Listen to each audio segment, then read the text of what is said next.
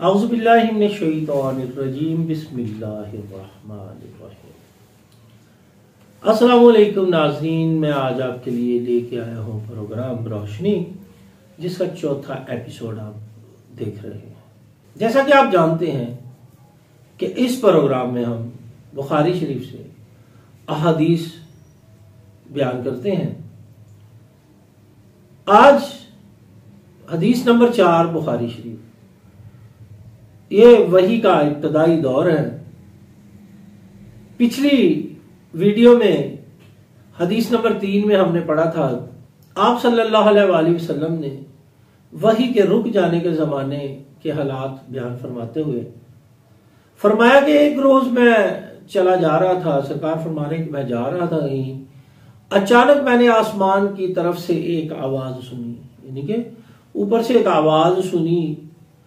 आप फरमाते हैं कि मैंने अपना सर आसमान की तरफ उठाया। रसूलुल्लाह सल्लल्लाहु अलैहि वसल्लम ने अपना सरे अक़दस आसमान की तरफ उठाया। आप फरमाते हैं कि मैंने देखा कि वही फरिश्ता जो गारे हिरा में मेरे पास आया था, आसमान और ज़मीन के दरमियान कुर्सी पर बैठा हुआ है।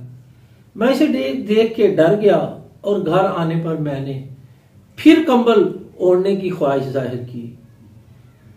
इस वक्त यानी कि इसी वक्त अल्लाह पाक की तरफ से ये आयात नाज़िल हुई।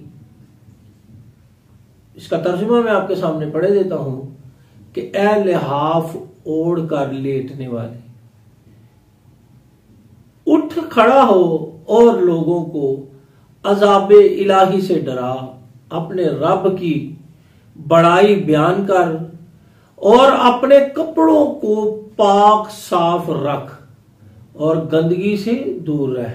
इसके बाद वही तेजी के साथ पै दर पै आने लगी, यानी कि इसके बाद वही का सिलसिला फिर बहुत तेज हो गया।